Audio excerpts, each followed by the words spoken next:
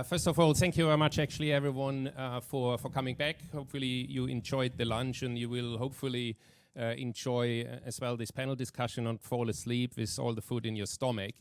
But I think it's fair to say that we have been on a very interesting journey in the past couple of years around technology and ESG, both in some way are transitional stories when only one thinks about the fact in the latest discussion around what AI means, for people and businesses.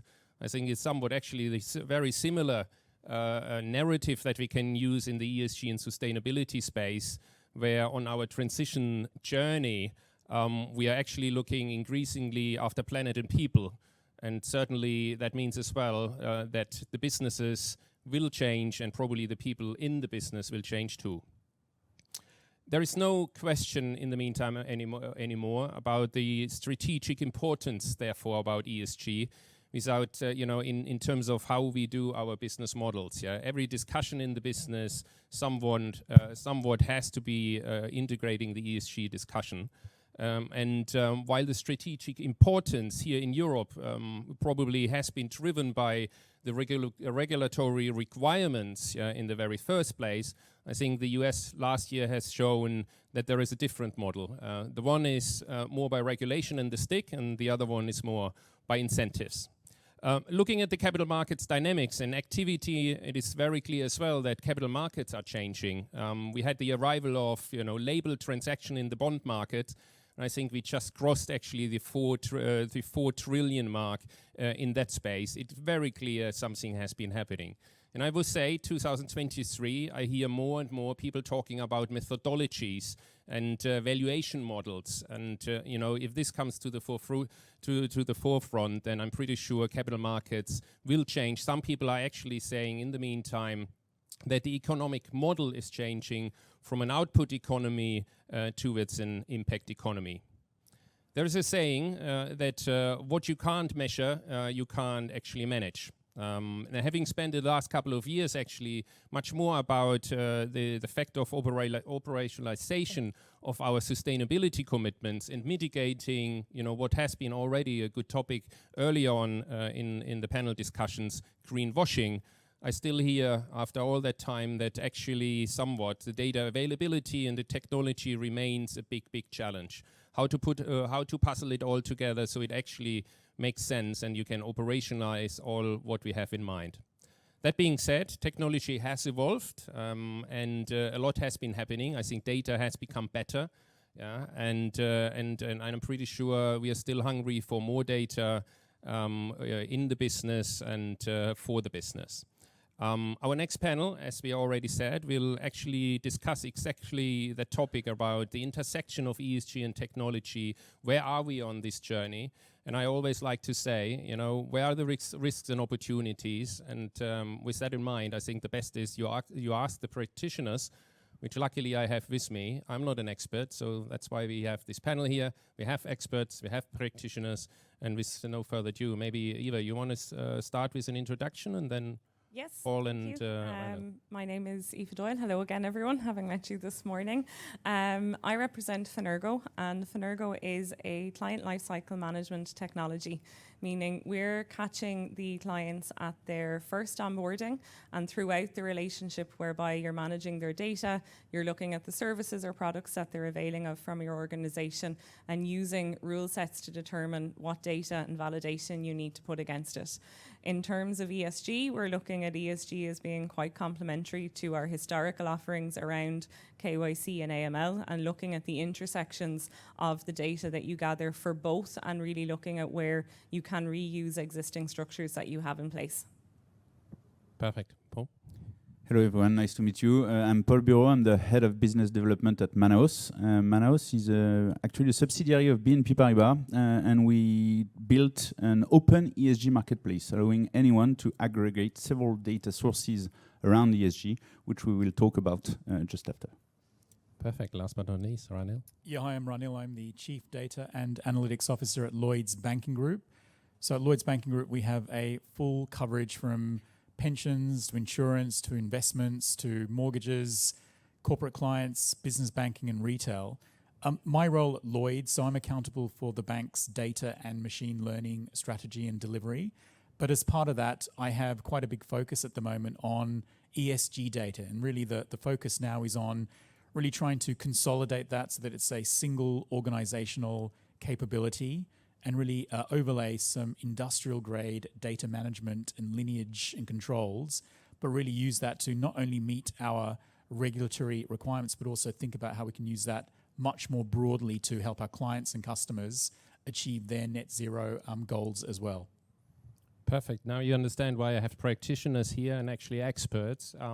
But I think mentally speaking as well, we have the entire chain, the business chain actually here, which is important. Eva, you were representing more or less, the collection of data at the birthplace, as I would like to say, the first touch point when there is an interaction with clients. We have Paul, who is more the aggregator, and there must be a reason why aggregation is important, and we're going to learn that. And then last but not least, we have Ranil, who actually needs to put that all together to operationalize that for a financial institution. So quite exciting, I would say. But Eva, maybe we start with you.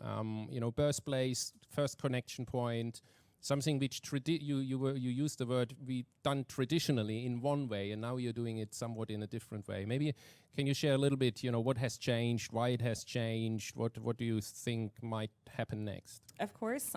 So I guess what has changed is the pace of the emergence of ESG regulations globally.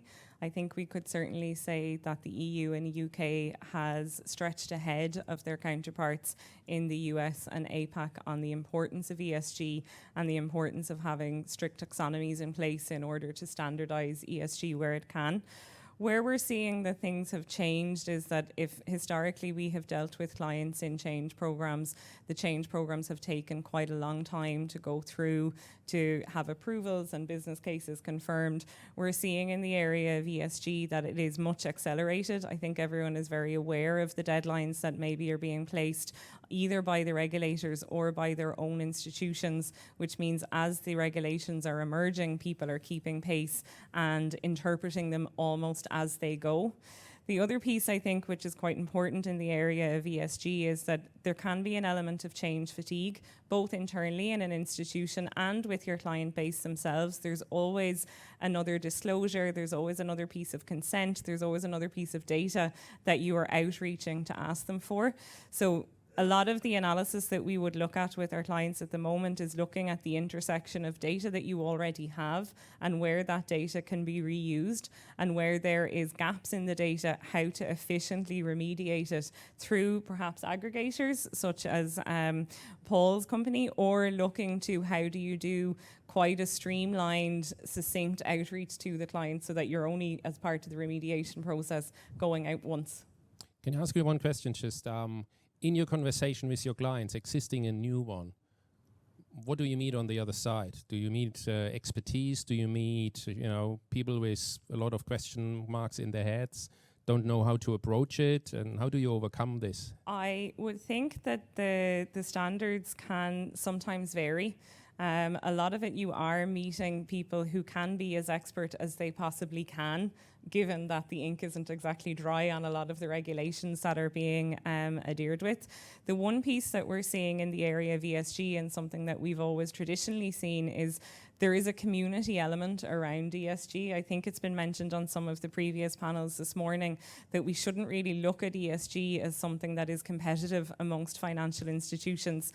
This is an exercise that all institutions need to align with. It's an exercise that if standardization were brought in where possible, we know that the goal is much, much wider in the impact in the world. So where I would say is that, yes, there is certainly a level of expertise, but it goes beyond just expertise in the regulations itself. It touches into really, really robust data management practices. It touches into very, very detailed practitioners, and particularly I think where a lot of institutions are standing on the flip side of saying it's time we started adopting cloud.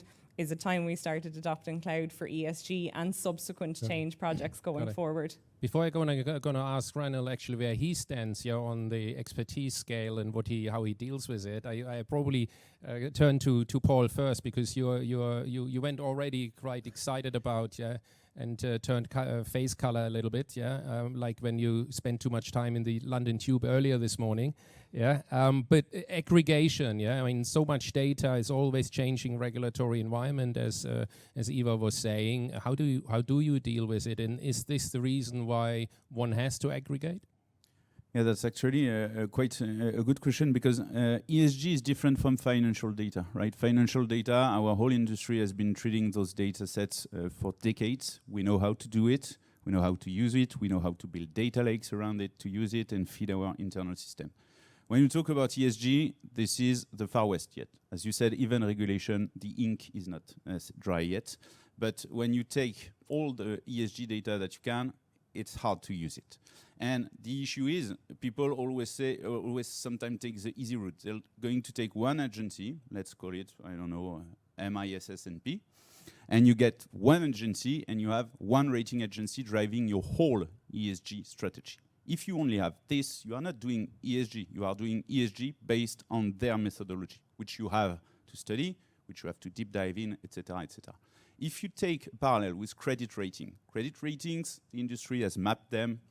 You have a high correlation rate. When you take the three big rating agencies on credits, correlation is 0.95, right? You get your three ratings, you take an average, you take the second best approach, etc. With ESG, you will have to do something like that. And to do this, you need standards, you need comparability of the data, you need to be able to aggregate thousands of data points. And ESMA has been talking about this. The only issue now is that our industry is not really good in technology, to be honest. A lot of the industry works around Excel files sent via emails, usually. And now that you have to treat thousands of data points, if you do it the old way, it's not going to work. That's why aggregation is key with the help of new technology. So Ranil, the ink is not dry, according to Paul. The industry is not good with technology. How the regulation continuously changes. How do you make the first step? Where do you start? How do you make the decision, actually? Sure. So I think it's really critical that you have the right mixture of skills and competencies. So if I think about our ESG data village that we pull together, there are experts in bringing data onto the cloud. There are experts on industrializing and all of the data management controls that are also critical. We have environmental and sustainability experts. So we brought these groups of people together. What we don't have, or what we have very few of, is people that understand all of these different things, right? So it is still a very, very nascent sort of area, right? So we still haven't really scaled the skills and competencies for us to kind of really build on these foundations, but we've got enough to build the core. As we start to mature, I think it's really important that we do have specific ESG data experts that really understand concepts like missing values, right? So missing values in ESG data is it's a hot topic. Really understanding what goes in and what doesn't. That is something that is quite specific and nuanced, and you need people that have had a lot of exposure to that. So that's definitely an area that we want to grow. And then also having, I guess, people in the ESG team, so in addition to the tech and data management and core ESG skills, who understand a bit more about the data impacts of whether it's intentional or not greenwashing, right? So those are two areas where we need those skills. We have enough to get moving, but those are the two areas that I really want to grow organization over the coming, sort of months and, kind of years. We heard often in the last 12 months, 18 months, ever since actually greenwashing came forward, everyone went like, oops, what should I do? And waited for someone telling them actually how to do things, because everyone was asking, how does good look like? Have you found an answer already? Or how do you orchestrate that final decision that it is within the parameter of not being blamed doing greenwashing or hushing or what other colors? So we're at the start of this journey. There hasn't, if you think about where we are versus where credit ratings agencies were, maybe 20 or 30 years ago, it's quite similar. And we need to learn from how those rating agencies progressed. We need to learn from the mistakes of 2008. And so one of the things I'm quite positive about is the proposed legislation from both the EU and the UK about maybe more tighter scrutiny of rating agencies, some consistency, right, around, because there's so many different views, right? So I think more consistency to really help guide consistent outcomes from rating agencies. And some of the proposals are even looking at things like potentially, do the rating agencies need to almost hive off the ESG component due to things like conflicts of interest? So if you've got the same agency doing credit ratings, providing investment advice, and providing ESG ratings, that feels like a bit of a conflict. And regardless of whether it's intentional or not, I would be quite supportive of those sorts of moves. So just give us more confidence. But I think the ratings agencies are critical, but we're not there yet. No, completely agree. And I think it's as you used the word earlier on about hot topic, right? I think it is a hot topic in terms of where are the lines and where are the roles of a rating agency and where should it actually stop, right? But Paul, more regulation, is it then good for your business? Is it something you desire as well as an aggregator? Yeah? Are you an aggregator in finding standards and best practices, or do you need a regulator to provide you this so we all know where to continue to walk? So complicated, because I would say both. So no, first of all, I think regulation is pushing, doing what it can do, right? And if you look at some of the experts in this industry, we've heard recently of a tier 1 asset manager heavily invested in ESG, trying to put it at a differentiator, right? Which is sometimes good, sometimes not, but they are mapping 20,000 data points per underlying on ESG, right? So it's quite a lot. And then you look at regulation, the taxonomy is trying to do its thing. But if you look at the PAI, which is a subject that everyone is talking about because of the deadline in 2 weeks, the PAI, there are around 40 of those. So regulation is starting to do some standardization on some areas, but there's still a lot of work to do. And even when you take into account the market practices, right? The FinTech that is trying to come up with new standards, such as the European ESG template and things like that. If you want everyone to agree upon something, then you have a file that is 600 columns, first version. So market will evolve. No one knows what the ESG market practice and regulation will be in 5 years. And when you say, does it need aggregation? I think it's also because of the fact that the data is not consistent enough. You can get, even on the PI are supposed to be mapped, and you have, even if you look at scope 1, scope 2, scope 3, you have huge variation between players. You have a 0.61 correlation between rating agencies and ESG, which forces you to explore multiple sources and really deep dive. And then I'll jump back on what Ranil said. Then you need experts. So is there a Manaus pi number then, i.e. the average of your aggregated data? I would not say average, but at least you can get all of those data mapped. Perfect. Do you think actually Pi will stay at 40 data points, or in 5 years' time it's going to be 250? Yeah, if you say that to my clients at the moment, they will just, stop everything. But we don't want to scare them. 40 is a good starting point. No, but maybe it will be other types of market practice. How you as an asset manager communicate to your asset owner, or how you as an asset owner communicate to your investors, for example. How good you are on this thematic, on this thing, or net zero trajectory and things like that. Yep. We need standards to talk about ESG to the end investors and everyone. Yeah.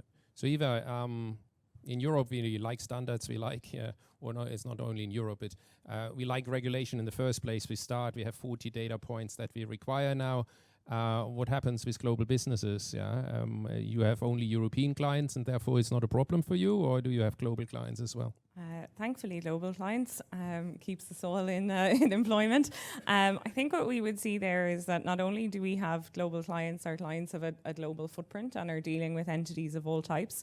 So what you're looking to with it is, when you're dealing with all of the standards, can you take an approach within an organization that sets a global standard and use tooling, use rules and use workflow processes to say, I've hit the global standard, but now I need to have an exceptional or a conditional piece that says, okay, we need an extra 3 pieces for the entity because it's based in Honolulu and they have a different standard to it. So I think the big piece is around where if the industry as a whole can't move to standardization, at least within an organization, move to as much standardization globally as possible, and then look and say, well, what are the deltas jurisdiction by jurisdiction, and how would we want to manage the capture of those? I think as well it comes back to in-region specialists. So you mentioned that it does take a village, but I think it will take lots of villages in lots of different countries, for more global institutions, because they will need to look and consider the asks of their local regulator when they look at some of the ESG standards as well.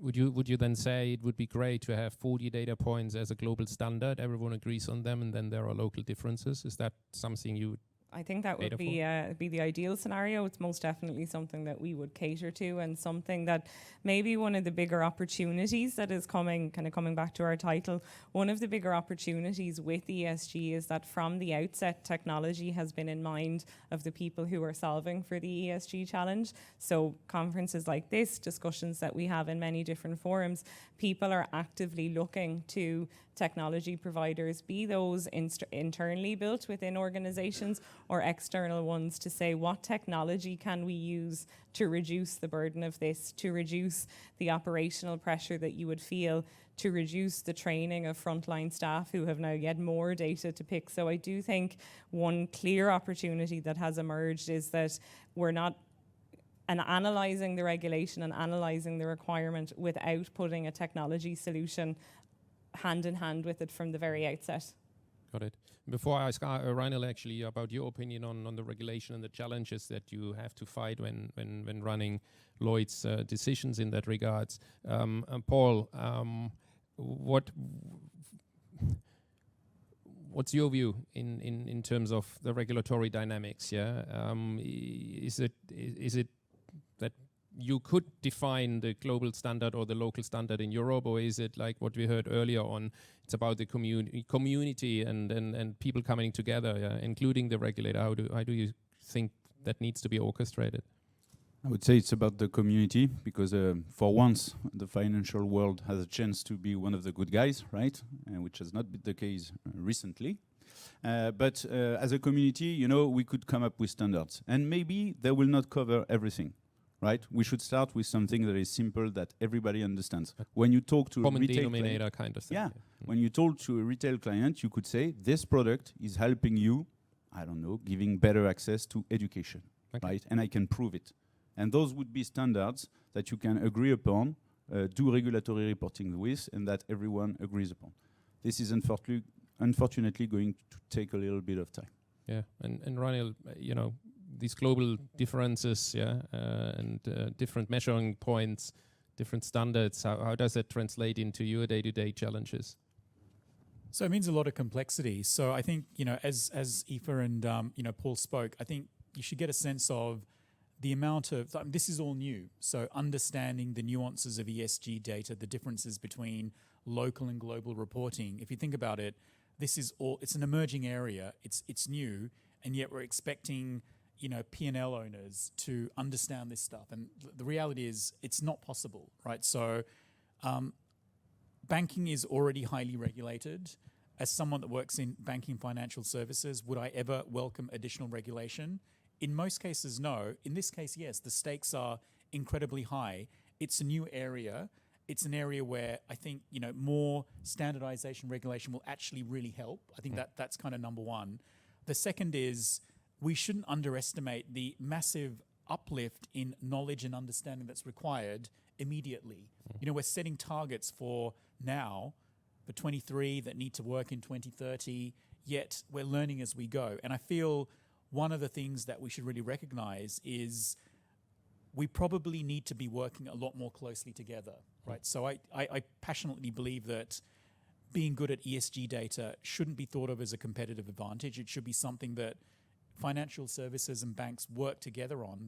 As I said, the stakes are our planet, right? So it's an area where I think more regulation and standardization. I would actually welcome it. Yep. Just kind of helps us move forward. And then secondly, it's an area where I'd love to see banks and financial services companies and even rating working together Yep. in a much more collaborative way than we've ever worked before. So if I think about how we partner on things like fraud and anti-money laundering, those sorts of things, yes, we need to do ESG data 10x more than that at a much deeper level. I think that you mentioned it already early on, right? It's the right mix of people, the right capabilities come together, debate. Yeah.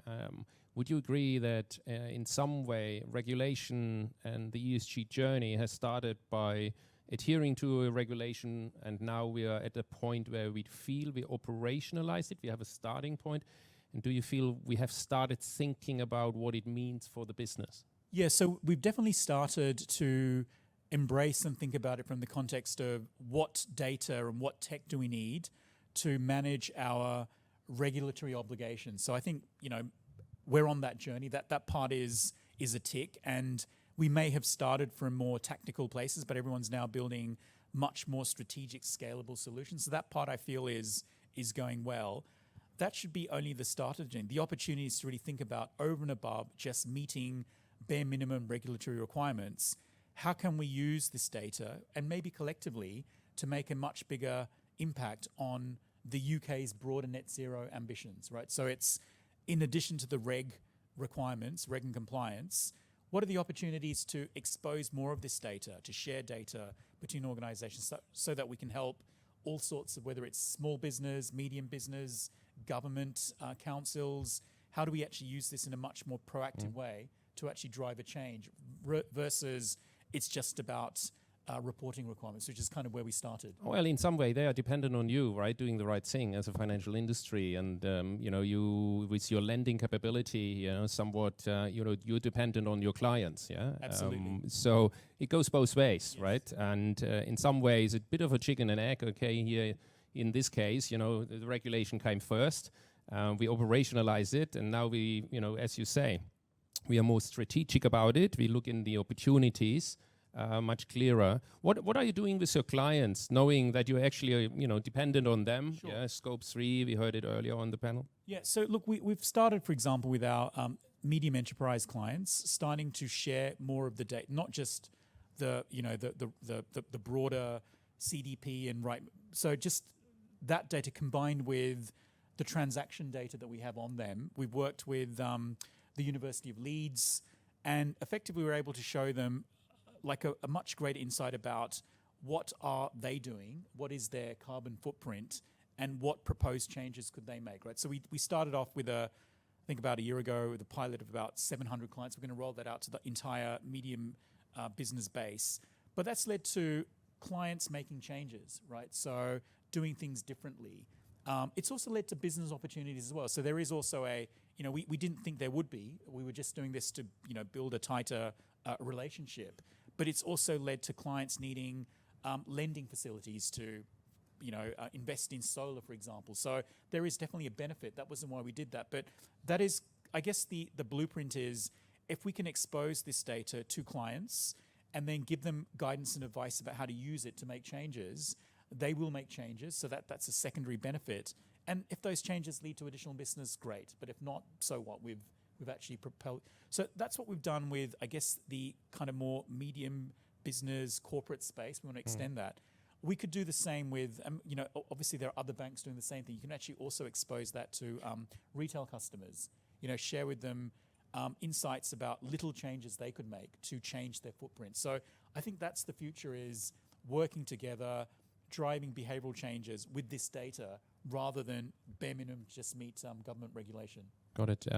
Paul, opportunities, thinking more strategically about, what has changed in your initial starting point of a data aggregation and selling that data? Or is there beyond that, an opportunity that you see going forward? Yes, of course, standardization is the main goal, I would say. But I think there are a lot of opportunities. And just as Ranil mentioned, even in the retail area, right? And when you talk about, for example, wealth manager, 40 years ago, you just invited your clients to the opera or football match, and that was done. And now, with the wealth renewal, clients arrive and say, is my money in line with my conviction, right? And for this, you need to have the same language as them. You need to show them, okay, look at this portfolio. You could improve this and that. And this is not, I think, an opportunity for competition. This is an opportunity that the whole industry should embrace. But for this, as everyone mentioned, you need people that understand ESG and how to translate it. A lot of opportunities for new products, new thematics, something that will have a real impact, I think, at least from the view of a retail client. Perfect. Before I ask the audience actually about questions, so you have now a couple of minutes to think about a question, because otherwise we run out of topics. But Eva, where do you see the opportunities on your side? And on your journey of, integrating ESG into KYC, what came along all of a sudden as a kind of a surprise in where another business opportunity is? Was there something? I think it didn't come as a surprise, and that people were recognizing that there was going to be a large burden on institutions to operationalize it. But I would very much echo Raniel's thoughts to say ESG needs a strategic approach to how you will implement it, how you will react to the regulations as they emerge and as they change. If you were to take a tactical approach for every new regulation that will pop up, you really will just be playing whack-a-mole to hit it down and say, I think I've got this one, have I got this one? So what we're really seeing is a very strategic long-term approach to addressing ESG as something that isn't going to go away. It's always going to be something that will be part and parcel of any new product that is launched, any new customer that's onboarded. You are going to have to be assessing both sides of that one coin, the service that they avail of and how they interact with your organization. The piece I think to it is that you're trying to be strategic while the goalposts are shifting as you move. So a lot of it is to say, instead of quite, bulky processes that can change, there is an area, and to not raise the word that everyone hates, there is an agility that's needed here. Organizations do need to be agile in their approach to say, we have to put in a strategic foundation, but we know it could change because of the factors that might change in the industry. So I don't know if anyone shouted bingo in terms of tick the keywords, but all the consultants were happy. But I ask you now, any question from the audience? I have one. It's here. Here we go. Go ahead. So I hope you are all well awake. What frameworks are helping you balance the financial objective of investors with the long-term sustainability considerations of ESG? You have 5 minutes. No, just wanted to comment on this because I've actually talked. You read it earlier on, and you were prepared. Okay, you start then. I'm cheating, obviously. Just wanted to comment on this because I don't have a framework in mind. Just say it again. Yeah. So what frameworks are helping you balance the financial objectives of investors with the long-term sustainability considerations of ESG? Right? It's a performance versus ESG. And to be honest, this is a heated debate that you will not find in a conference, but you will often hear a lot of people talking about. My duty is to provide performance to my investors, right? So if I add an ESG layer on top of it and I lose performance, am I really doing my duty? And I've heard a lot of asset managers and banks, etc., saying it's my duty to provide performance. More often than not, when they see the cost of ESG, they just say, yeah, let's go with performance and that's it. So it's a really good thing. I hope it will not happen down the road, but... Raniel, Eva, do you have a comment on that? I think the piece to it when looking at the objectives to it is you do need to know your client. I know we speak about the different standards to it, but you do need to know what it is that they can avail of. You need to know their full hierarchy front to back to say it's not only maybe the top line company that you're dealing with, it is their subsidiaries, the entities that may be hidden in other locations, that in order to maximize their performance, maximize their investment objectives, you need to know who they are, and then you also need to know how you're going to balance your own risk appetite from an ESG point of view when doing business with them in those areas. Raniel?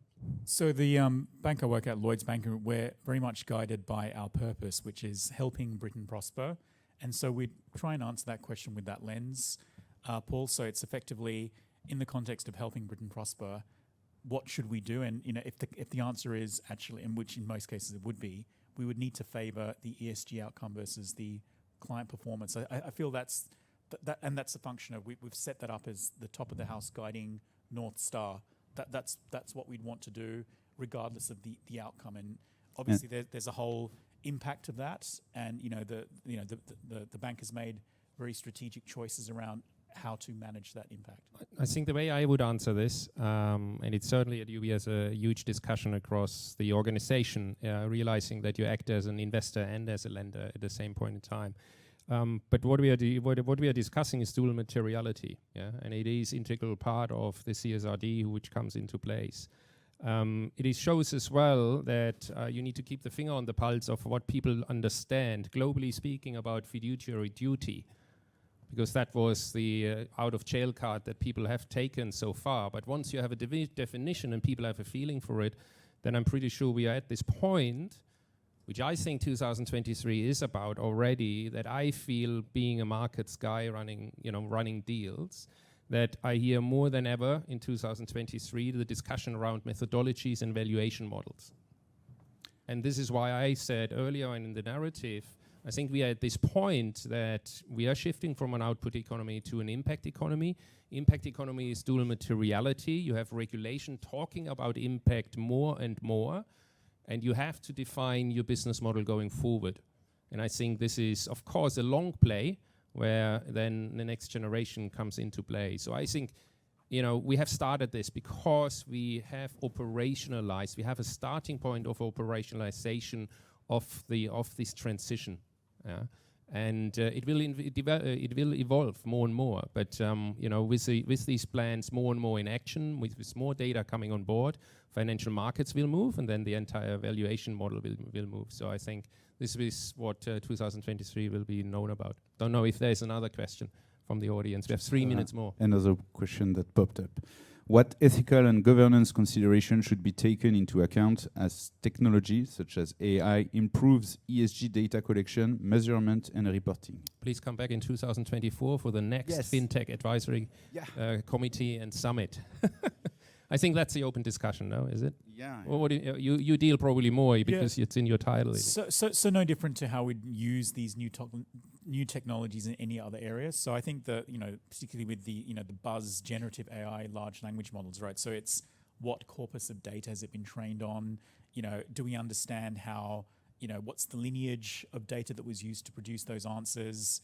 Do we have the right controls, ethical frameworks, bias? So I feel using AI in the space of kind of ESG data, same issues as we are using it with any other data corpus as well. But look, there definitely seems to be some promise around the opportunities, as long as we can get these other kind of considerations nailed, which we need to do anyway to use this technology at scale.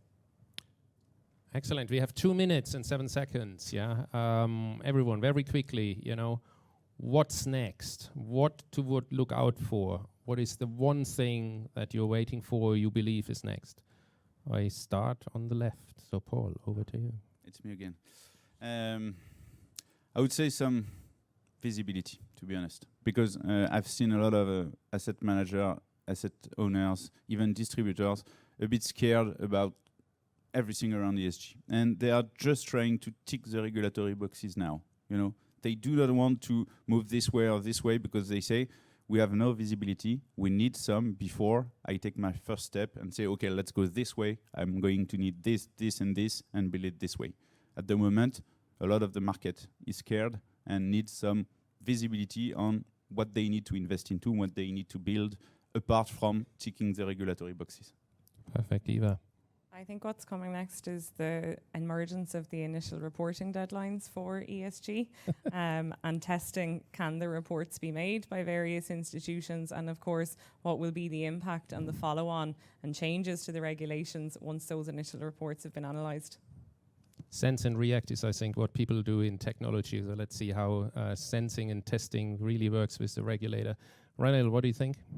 So for me, the big thing is organizations need to now massively upskill in the specific skill set of ESG data, right? So within ESG data, there's lots of areas, whether it's nature, sustainability, all sorts of, but ESG data is a thing in of itself. It's very complex.